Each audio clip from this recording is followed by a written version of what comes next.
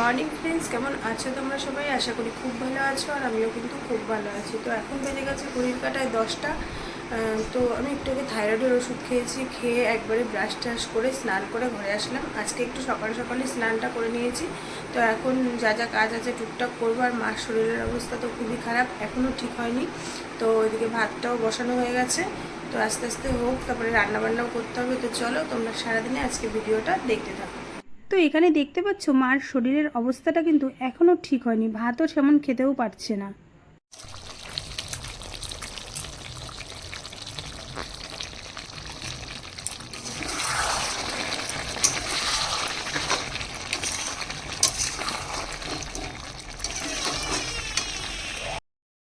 তো বন্ধুরা, এখন বেলা বেজে গেছে প্রায় 1:30 2টো। আর তোমাদের দাদাভাই গেছে হচ্ছে সেলুনে একটু চুল দাড়ি কাটতে।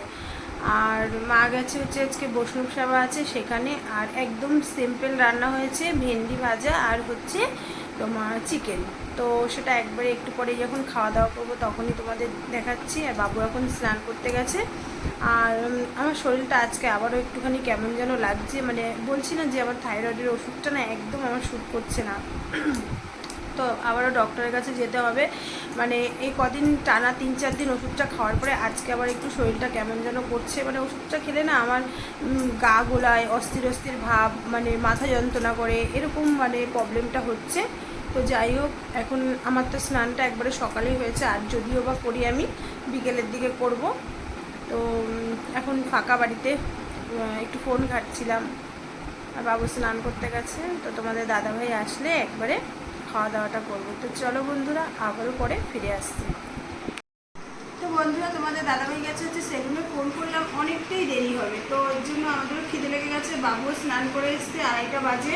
তো এর জন্য আমরা ভাত নিয়ে বসে পড়েছি। তোমাদের দাদাভাই বলেছে যে তোমরা খেয়ে নাও, আমার একটু দেরি হবে। তো আজকে চলো একটু দেখিয়ে দিই সিম্পল মেনু।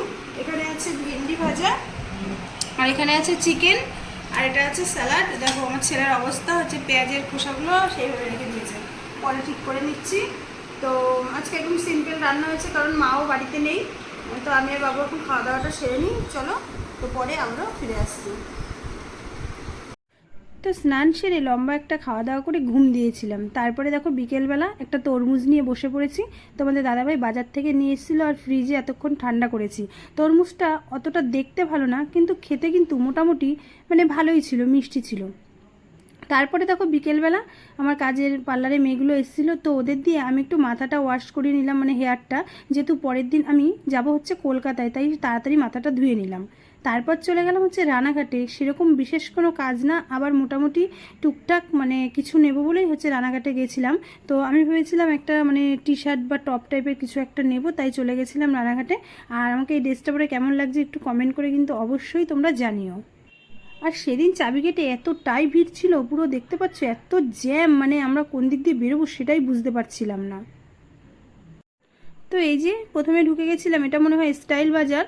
তো এখানে গিয়ে একটা শার্ট দেখছিলাম, একটা টপ দেখছিলাম। তো আমি ওভার সাইজের গেঞ্জিগুলো খুঁজছিলাম এখানে, তো সেরকম একটা মানে ছিল না কালার। তো দুটো অপশন দিয়েছিল, দুটোর মধ্যে আমি এই রেড কালারটাই নিয়েছিলাম। তবে তোমাদের দাদাভাই একটু অপছন্দ ছিল রেড কালারটা দেখে, বলেছিল কালারটা সেরকম একটা ভালো লাগছে না। তবে আমি বললাম একটুখানি দাঁড়াও, টাইলটা দিয়ে আসি, দেখি কেমন লাগে। তো দেখো এই যে আমি ট্রায়াল রুমে গিয়ে ট্রায়ালটা দিয়েছি, আর এই দেখো এরকম লাগছিল। তোমাদের দাদাভাইয়ের খুব একটা ভালো লাগেনি, তার জন্য আর মানে এটা নিতে পারিনি। তারপর ওখান থেকে চলে গেছিলাম আর একটা মলে। সেখানে গিয়ে এই ইয়েলো কালারের গেঞ্জিটা দেখো আমার কাছেও ভালো লেগেছে, তোমাদের দাদাভাইয়ের কাছেও ভালো লেগেছে। লাস্ট পর্যন্ত কিন্তু আমি ইয়েলো কালারের গেঞ্জিটাই পছন্দ করেছি। তো তোমরাও কিন্তু কমেন্ট করে জানিও রেডটা ভালো লাগছিল না ইয়েলোটা ভালো লাগছিল। তারপর বাড়ি আসার পথে ওখান থেকে চলে গেছিলাম একটা পিৎজার দোকানে। এখানে পিৎজা হাতে বানায়, যেহেতু আমরা মিয়োমোরের পিৎজা খাই, সেখানে কিন্তু পিৎজাটা বানানোই থাকে অলরেডি। আর এখানে হাতে বানিয়ে পিৎজাটা বানাচ্ছে বলে আমি একটা এখান থেকে ছোট্ট একটা পিৎজা নিয়ে নিলাম। রাত যেহেতু 10টা বেজে গেছিলো, সেরকম বড় মানে কিছু নেইনি। আর আমি দেখছিলাম উনি পিৎজাটা কেমনভাবে কীভাবে বানায়। তো একদম হালকার মধ্যে নিয়েছিলাম, সেরকম কিছুই দেয়নি।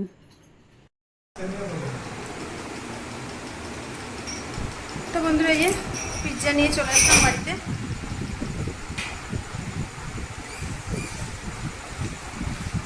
খুব একটা ভালো লাগেনি, মানে যেরকম ভেবেছিলাম সেরকম খুব একটা ভালো লাগেনি।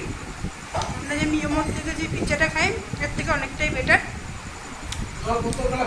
আর কি। চলো বানিয়েছি যখন খেতেই হবে। তো বন্ধুরা রাত বেজে গেছে এখন 10:30, আর এখন হচ্ছে খাওয়া দাওয়া কমপ্লিট হয়ে গেছে। আর একটু তাড়াতাড়ি আজকে ঘুমিয়ে পড়বো, কারণ কালকে হচ্ছে খুব সকালে উঠতে হবে। আর কালকে আমি হচ্ছে কলকাতায় যাবো একটুখানি আমার পার্লারের কাজের জন্য। তো ওই জন্য একটু তাড়াতাড়ি ঘুমিয়ে পড়বো, যেহেতু কালকে খুব সকালে উঠতে হবে। তো চলো বন্ধুরা, আজকের ভিডিওটা এখানেই শেষ করলাম। ভালো লাগলে অবশ্যই লাইক কমেন্ট শেয়ার করে দিও, আর চ্যানেলটি সাবস্ক্রাইব করে দিও। টাটা।